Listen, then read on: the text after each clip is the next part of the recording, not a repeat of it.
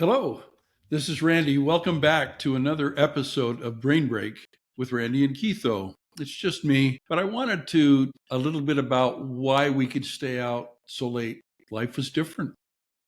When I was a boy, uh, we used to play a game called Red Rover. It was crazy because what you'd do is have one person in the field. You would run and try and get to the end of the field before they could catch you. If they caught you, then the two of you would work to stop one more person or two more people. Pretty soon, there was just one of you running back and forth. We called that game Red Rover. And they used to start it out by saying, Red Rover, send so and so over. But we'd also start by running all of us at once. That was kind of fun. It taught us to be rough and tumble. Back in my day, boys were rough and tumble. We'd run back and forth, and I mean, sometimes the boys would come at you, and they'd get clotheslined. That was before they were football players and were wearing helmets. I don't remember any of us getting seriously hurt. We typically would play that game at, say, a park or a churchyard. We did play basketball. The park near my house had lights on the court at night, and we could play at night. And once it got too late, we would head home. How did we know it was too late? Because there were older boys playing. You know, when we were in elementary school and the only people playing were kids that were out of high school, it's time to go. We got along fine without having all of the opportunities that kids have today. We kept ourselves very busy. I remember reading voraciously. My parents would take me to the library, and my brother and I would both get as many books as they would allow us to get. Now, later on in life, I had the attitude that I wanted to read one nonfiction book for every fiction book. That became my goal. I still somewhat stick to that. Even watching movies, believe it or not. For every movie I watch, I probably watch one or two documentaries. My wife says, why? You lived through that time. Yeah, but I'm learning things about it that I didn't remember and don't know. So what can I say? Because of being a prison chaplain, having worked with bikers, other prisoners, I'm fascinated by learning about, prisons and motorcycle groups. I just watched a great documentary about the Hells Angels. And as soon as I can watch some on other biker groups, I will. I grew up in Tucson where the Banditos were very strong. Here in Mesa, where I live, the Hells Angels definitely strong. They're not as out there as they used to be. They used to really play up the charity side. They don't do that quite as much since a couple of lawsuits, as well as some of them going to prison. But I've never had a problem with them. One of my church leaders, the guy that put the bomb squad together for the Maricopa County Sheriff's Department. He was fascinating because as a scout leader, when I told him I needed to do this kind of thing or had my idea of doing this effect for the boys at a campfire, he would always come up with a solution I could use. A lot of them were making fire spontaneous, how we could do that. Part of it he learned because of the Hells Angels and other biker groups sabotaging their bikes so that if the deputies came in, what they would find was ash as opposed to drugs. It was fascinating having him tell me those stories. He was quite a man. He helped me be a much better man by encouraging me to set high goals and achieve them. I've kind of got a little off track, but not too much. And we would play tag. We must have been in amazing shape because we played tag over a whole block. You would have to go through someone's yard, try and shake the bushes, get people to run out of their bushes because they thought you were going to get them. When I was a boy, we used to go snipe hunting.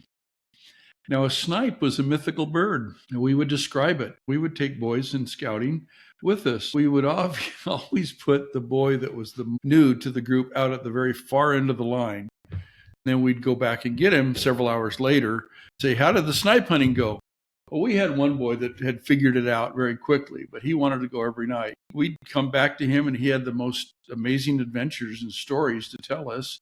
He even caught a rabbit and a couple other things. So he kind of threw us for a loop because we were used to ditching somebody and then waiting for them to be scared. By the way, as I said, snipe are mythical creatures. They don't really exist. If I just ruined somebody's life, I apologize. But life is fun.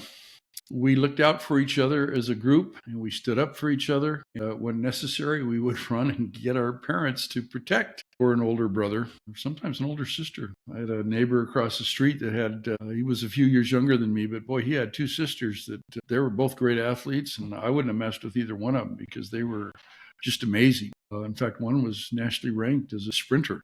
So she was always really skinny, used to babysit us. Her older sister had gotten married. When she finally quit running competitively, and she gained some normal weight back, she went from being a very beautiful girl to being not dead gorgeous. She was amazing.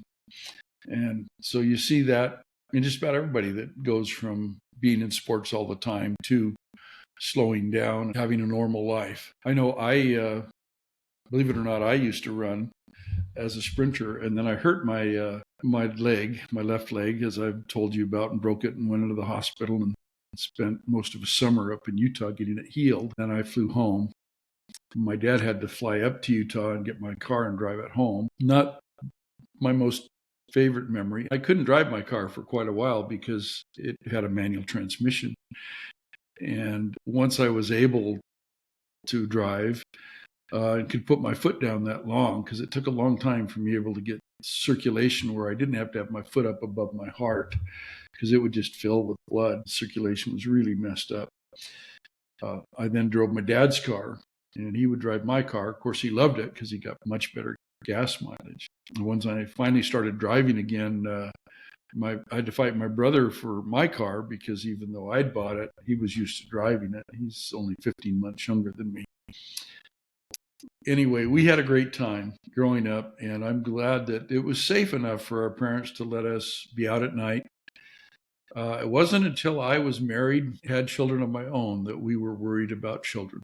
Doing things like getting up in the middle of the night and throwing newspapers, going to strange people's houses and collecting for newspapers. I used to do that all the time. In fact, I used to go and get subscriptions for the newspaper. I don't remember what they paid me, but it was worth taking a night or two off a week and going with a van load of kids, basically going up and down the streets, recruiting people to take the newspaper. And it wasn't hard, because there wasn't a lot of entertainment. If you wanted to find out where a movie was or about sports, you had to take the newspaper, because if you wanted to learn about news and you wanted to see what time the baseball game was on, or football, who was coming to play the football games against the University of Arizona, you had to have a newspaper back in the day.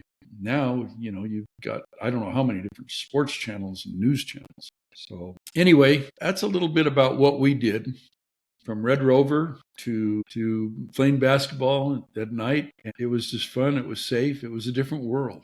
There wasn't near as much violence. I remember being in the park as a boy, and some guys that were they were probably college age, but they probably weren't in college. They came to play basketball. My friends and I were playing on one half of the court, and they kind of wanted us to leave so I could play full court. We were willing to do that, but the guys that were there, who's playing on the other half of the court, they didn't want them to make us leave. They said, well, that's not fair. These kids have been here. They'll be tired and go home when they're ready. These kids who were only in high school stood up for us. That's the kind of neighborhood I was raised in. So I'm grateful to have been able to hang around, be raised around people like that. They were awesome. A lot of people came into our neighborhood, either they were renting a house or it was a starter house and they moved. So that was always a little sad to not be able to keep up with everybody. I think back, if I look at my yearbook from my freshman year of high school to my senior year, there's a lot of people that I wish I knew what had happened to them, because I haven't kept track. Even friends I spent my whole youth growing up with, I have a tough time catching up to. There's two I love to death, and I've not been able to catch up to them. Some have chosen not to be contactable, but others, they're doing something else and I haven't caught up to them. But I'm grateful for those long-term friends, and that we had fun, that even when we played rough and people get hurt, we knew that they weren't trying to hurt us intentionally. So it was a good time. Thank you again for joining me for this episode of Brain Break with Randy and Keitho. Please like and subscribe, leave your comments, and if you can, tell your friends and family about us. We'd love to have as many viewers as possible so we can keep this going. I don't make anything from doing this. This is just me enjoying myself, telling people about my life. Hope you have a great day. Thank you.